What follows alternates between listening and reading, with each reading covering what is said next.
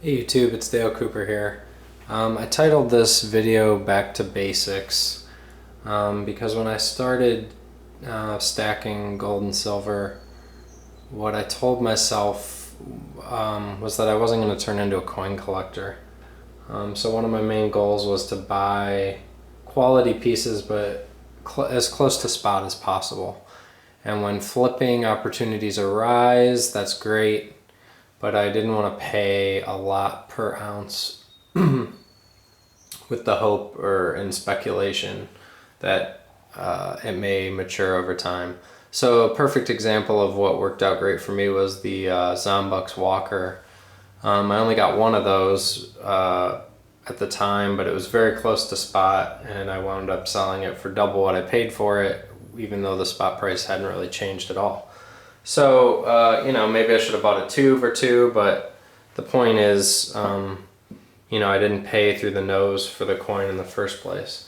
And so lately I've been slipping a little bit. I recently picked up the 5-ounce high relief wedge-tail eagle and 2 of the non-high relief proof coins.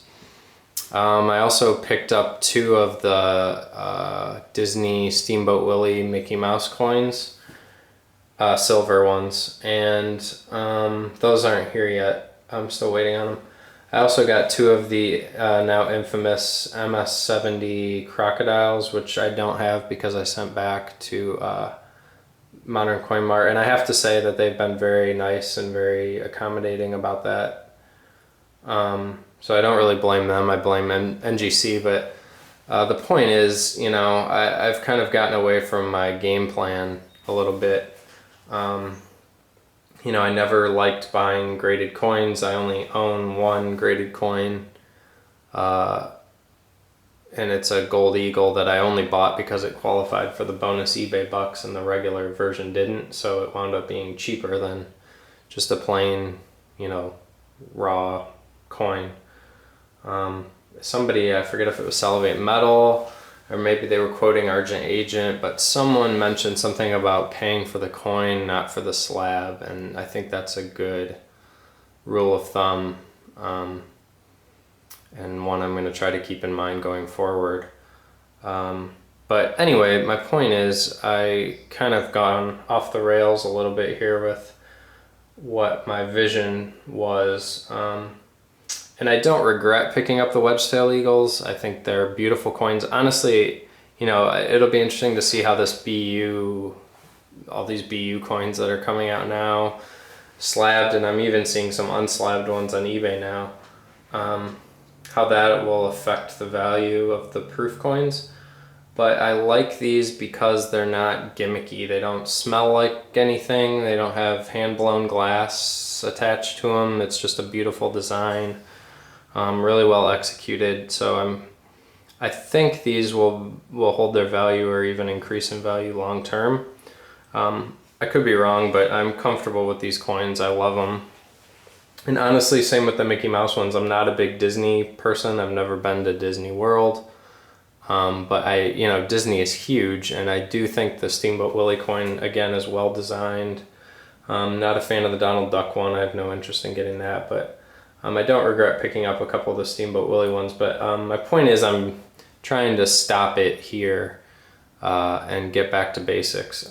One thing that's interesting when I've been searching eBay for, I got these wedge-tail eagles and the Mickey Mouse coins off eBay, is that, the saying is there's nothing new under the sun, and it's amazing how that applies to coins as well. I mean, whether it's Steamboat Willie or Poseidon, or wedge-tailed eagles, or even the saltwater crocodiles.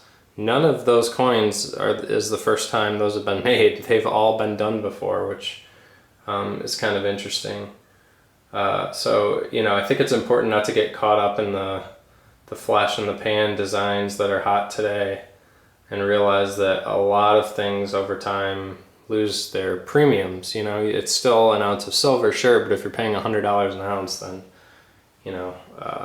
there's a lot you could lose there. There's a lot of potential downside. So anyway, my last video I unboxed that gold bar, or one of my last videos, because I sold some records on eBay. So I sold some more records on eBay, picked up a gold piece that I think is in keeping with my getting back to basics motif, so I thought I would unbox it real quick and show you what I got. So with no further ado,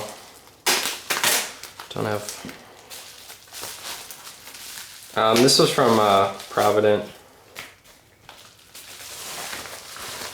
So let me see here, just the old envelope within an envelope system.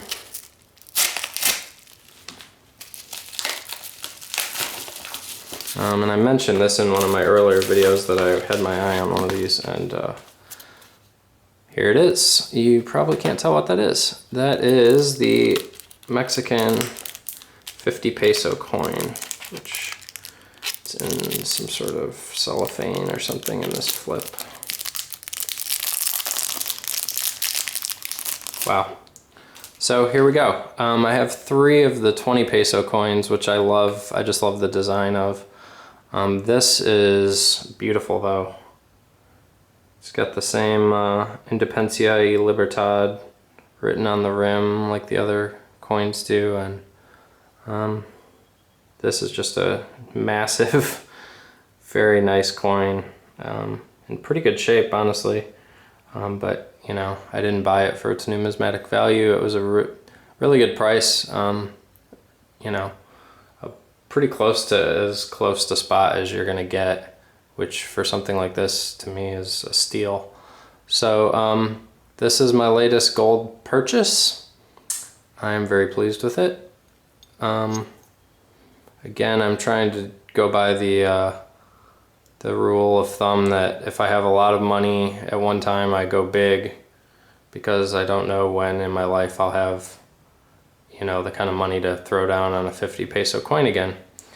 And when I have smaller amounts of money, I'll go smaller.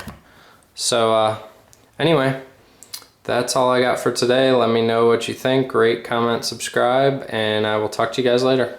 Take it easy.